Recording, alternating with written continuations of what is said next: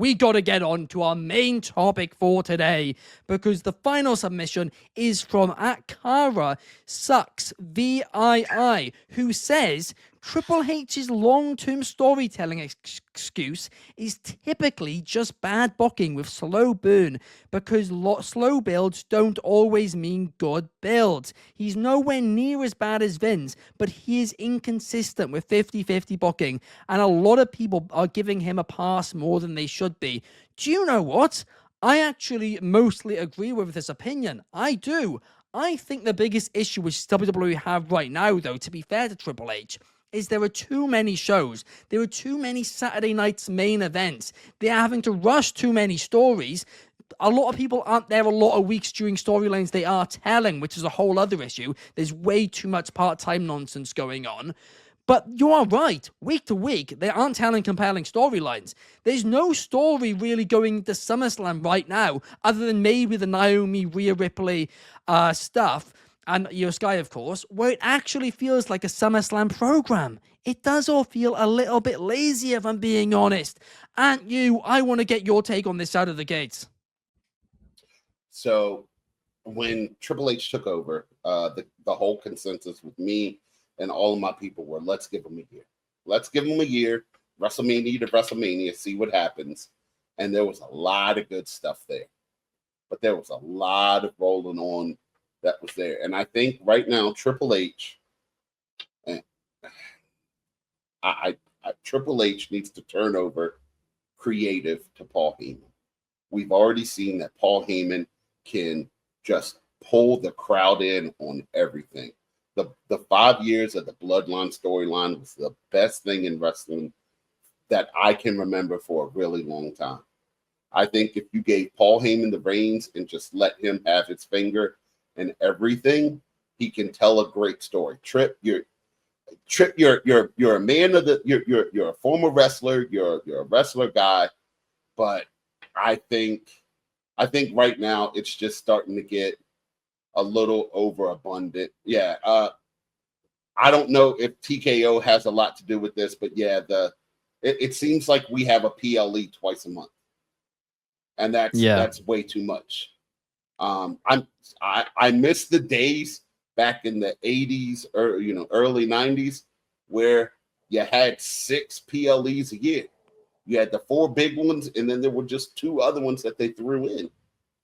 But it gave you time to write compelling stories, and you were excited for it.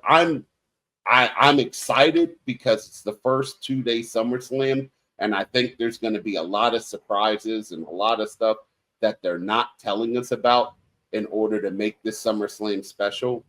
But for a casual fan that's looking at the matches, I don't know why anyone would watch it.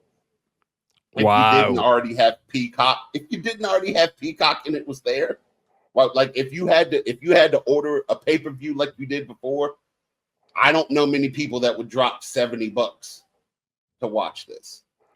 Wow. That's my opinion. Honestly, I agree with you, Andy. You are right, though, I think. I don't necessarily think that Triple H needs to give over the book completely, but maybe give one brand to Paul Heyman, because you've got a creative genius like him there. Why aren't you letting him do more? MDB says, come on, man. You all have to stop it with a hyperbole. Triple H is the reason why NXT is what it is today. His booking has always been long-term, but that's the thing. That's the difference. NXT was 1 hour a week when he was in charge. 1 hour a week, 4 NXT takeovers a year, maybe 5 some years. Way less events, way less to think about. I need to comment on that, because if you think Shawn Michaels isn't doing an amazing job, and I will be the first person to say, I believe Shawn Michaels was doing a lot of the booking and stuff when Triple H was in charge. Wow. Okay. I don't think Shawn was there during that peak, wasn't it? He was there during the peak. Shawn was there during the peak. He wasn't there for the early Black and Gold days, but he was there that's what I'm talking about, the Black and Gold one. 1819, the peak of Black and Gold. He was there for. Like when Shinsuke and Finn Balor and Samoa no, that Joe was Triple H. That was before. Triple H. That was before. Yeah, that was Triple H. But Shawn came in right at that time. Yeah, right. Just about after Shinsuke got called up was when Shawn came in. Yes. So yeah. So for the Johnny you had Samoa Garganos and Joe, all that. Yeah. yeah. But, Anthony, I want to get your take on this. What is your take? My take is this. I have no problem with long-term booking. I prefer long-term booking. I think there's an entire generation. It's like, I want instant gratification. I don't want to wait. I think the writing has not been the best. The storytelling hasn't been the best. But it's kind of ironic because I felt the same way about Marvel with Endgame. Once you hit that Endgame, it's very hard to duplicate that. And they had the same problem. After 40, you're like, okay, now what are you going to do? So I think it's a major problem there. I don't think it's, oh, you got to turn over the book. As far as Heyman helping out backstage, we know inside Paul Heyman's Hall of Fame ring is Conciliary. I'm sure he's participating back there that you don't know. Maybe we'll see more when Unreal airs. Maybe he's involved with stuff. Who knows? But I mean, it's very difficult to book 52 weeks a year, multiple shows, multiple hours a week. Fans all think, oh, I could book it. No, you can't. Very few of them can. I am not even that arrogant. I can come up with ideas. I can come up with storylines. Do I think I could book single-handedly for 52 weeks a year? No, I'm not crazy. So, they do need a kick in the pants on what they're doing creatively, but audiences are still going there. The ratings are still doing fine. They're doing numbers. Until numbers start to dwindle, I'm not as panicky, but they do need some influx of something at the moment. I think you hit the nail on the head, honestly, there. The fact that not one person can do it all.